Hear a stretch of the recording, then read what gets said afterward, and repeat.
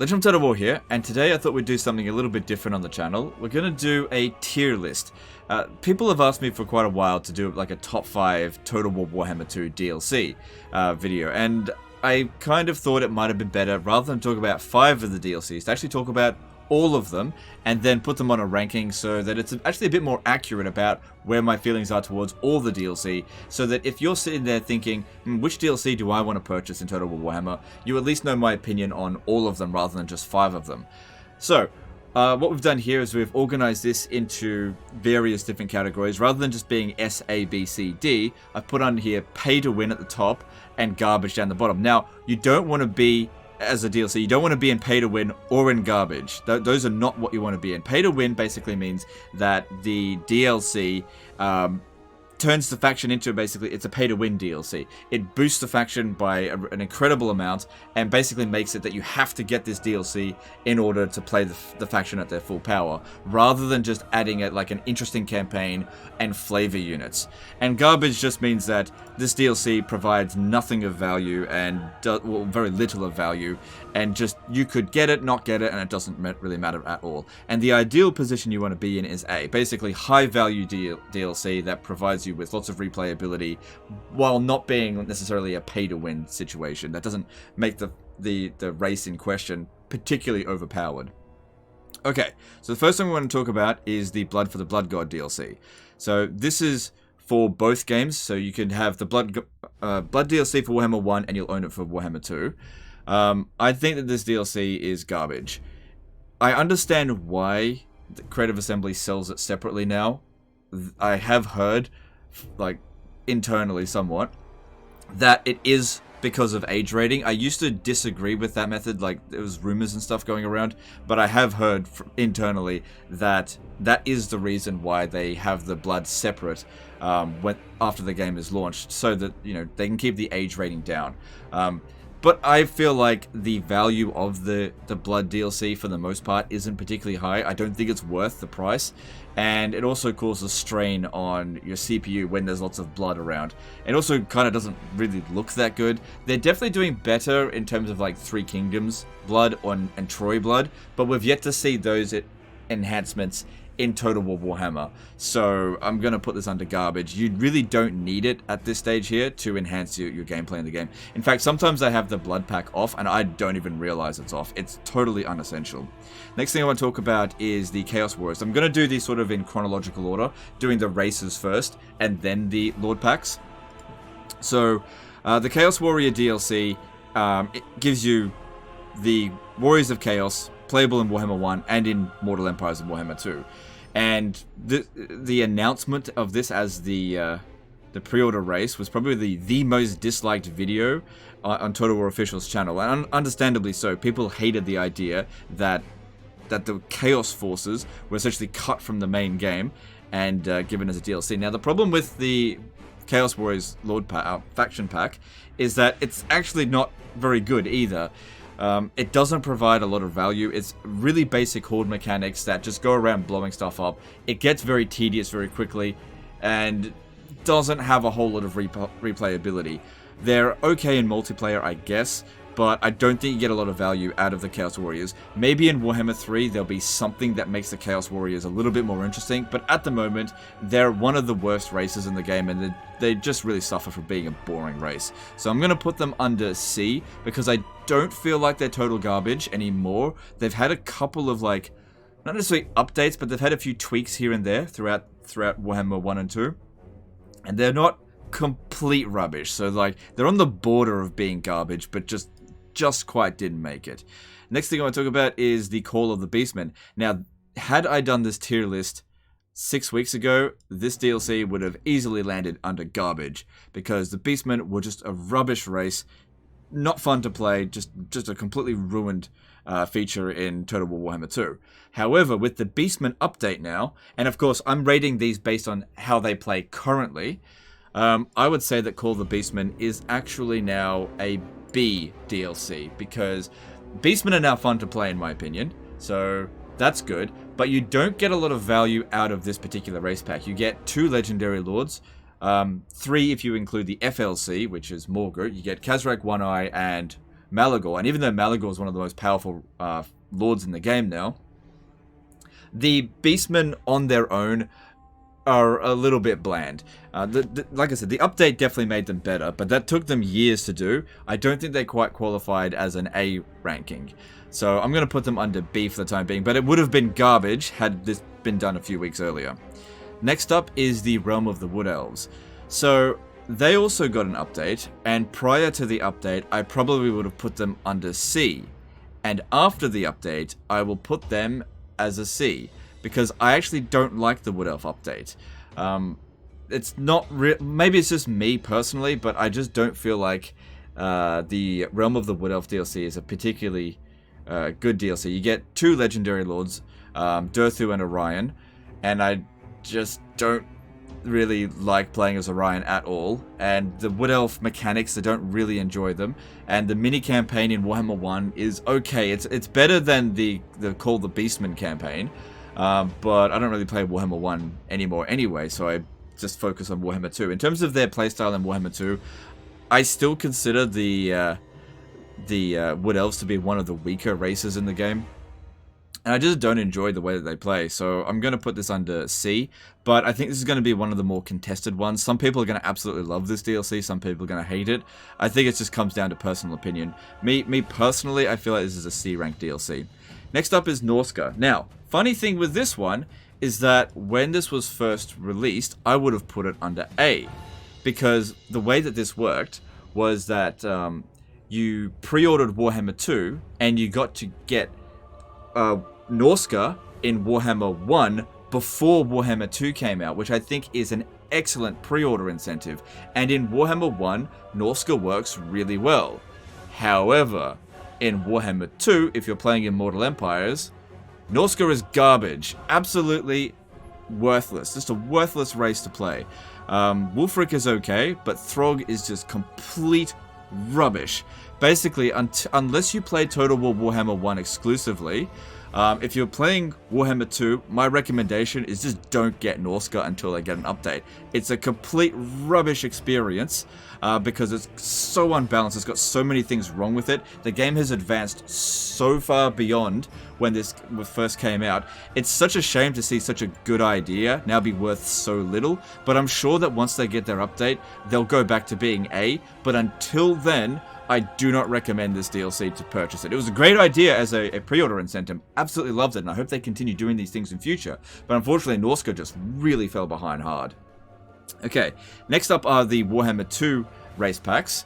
So we've got Rise of the Tomb Kings. Now, Rise of the Tomb Kings was a DLC where I really turned my opinion around from Total War Warhammer 2, where I was like, about the game, to actually really enjoying it. I remember going in trying to find things wrong with it, and I just fell in love with this DLC. And in its current state, I would put Rise of the Tomb Kings as an A DLC.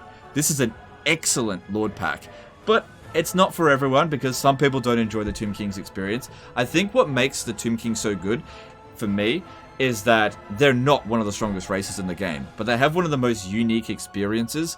So it's a lot of fun. It's a different way to play Total War Warhammer 2. Rather than just having the same old settled faction that just do the same old things, they really went out of their way to just make it a completely unique experience. And I found that all 4 legendary lords that you get with it were really good. At least really enjoyable to play. My favorite being Cetra, my least favorite being Khalida. Next up is the Curse of the Vampire Coast. This one fell a little bit short from the A ranking. I'm going to put this under B. I think it's a good DLC. I think it may have been A when it first came out, but I think they've fallen behind a little bit. When I play Vampire Coast these days, I'm just like, it's alright. Their campaign on Vortex campaign is pretty good. I'm glad they don't go after the Vortex. Same thing with Rise of the Tomb Kings.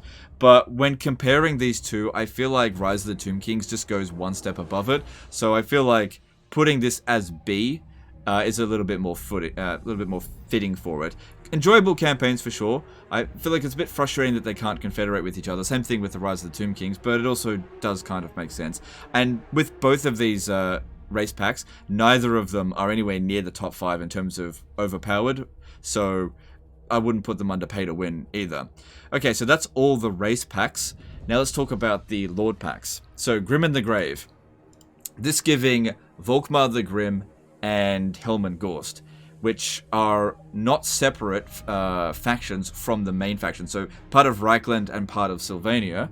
Originally, this might have ended up in garbage, but both Volkmar and Helmengorst have received significant updates since, and I would probably put this now under C ranking. I'd say that both of them are reasonably enjoyable, but my preference is towards Helmengorst. But I would usually prefer, if I was going to play with Helmengorst, to actually play as Manfred, and then just recruit Helmengorst later down the track, rather than start off as him. Same thing with Volkmar, but they have gradually improved both of those two legendary lords. As for the units that are provided with the Lord Pack, you get like corpse carts and you get flagellants and that kind of stuff. It's alright. They're not essential units, so I would never put them under pay to win, but they do add some flavor to the faction, and I would put this under a C ranking DLC, because like, as far as the lore is concerned as well, Helmengorst is a nothing legendary lord, so it was a bit of an odd choice as the first Lord Pack for Warhammer 1. Next up is the King and the Warlord DLC, which I'm also going to put as a C ranking for Total War Warhammer. The problem with this one is that both campaigns, I think, are quite painful and don't have a lot of redeeming qualities. So you get Skarsnik for the Greenskins, and you get Belegar Ironhammer for the Dwarfs. Now, regardless of how you feel about both of those legendary lords, both of their factions are basically crippled by the fact that they don't have Karak Peak, so it's kind of like a race for it. And none of the units, I think, in the race pack, in the Lord Pack, are particularly essential. So it definitely doesn't end up pay to win. I just think that this one was sort of lacking a lot of content. You get the Regiment of Renown with it, same thing with the Grim in the Grave, but I think the value just wasn't quite there, especially when considering Warhammer 2 Lord Packs. That being said, now talking about the Lord Packs, let's move on to the Queen and the Crone for Warhammer 2.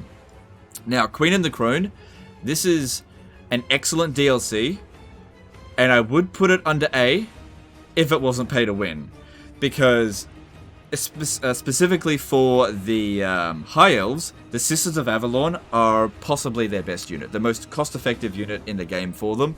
They're just all-round amazing, and it also comes with Handmaidens, which are amazing. Alariel is amazing. The Dark Elf side of things is okay. I'd put the Dark Elf quality that they get from this DLC probably under B, because you get Hellebrand, sort of like an average legendary lord, doesn't provide a whole lot of value, and you get like Sisters of Slaughter, and not a whole lot else. It's okay, but for the High Elf stuff, it's definitely, I think, pay to win.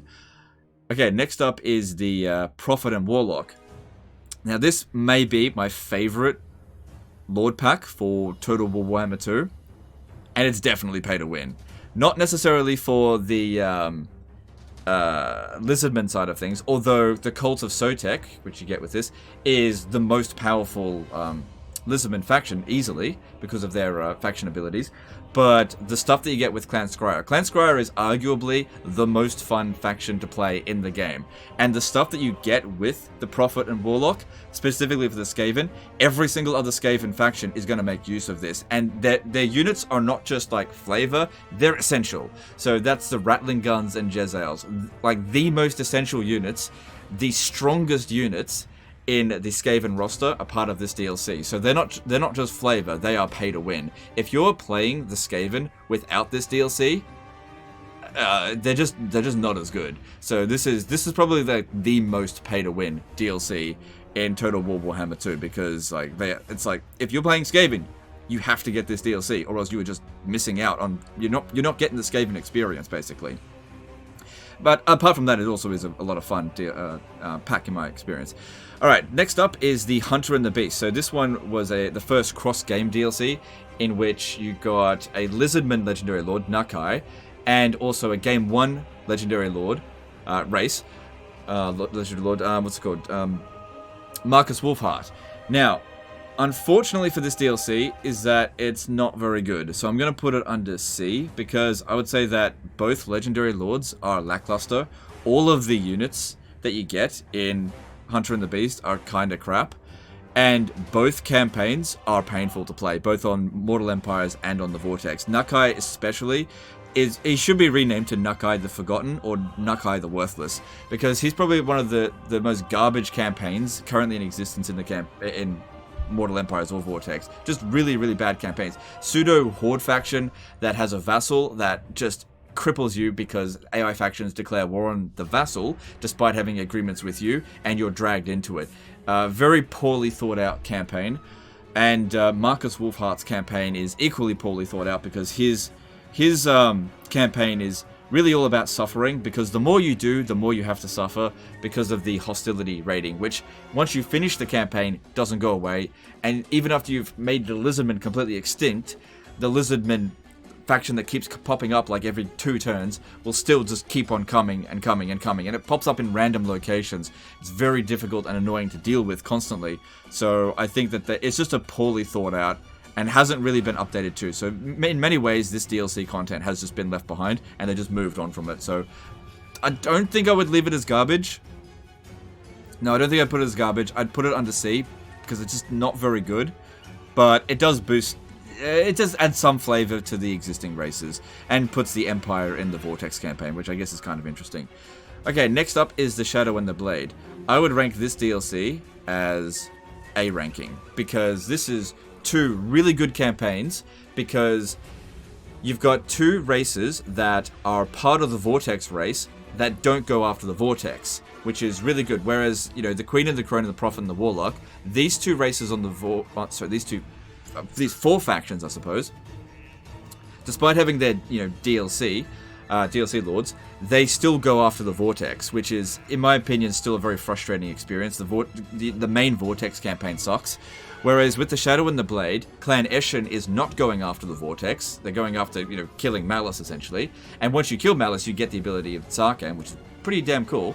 And then, as Malice, you're shipping, like, Scrolls of Hecate over to Malekith, but you're not going after the Vortex itself.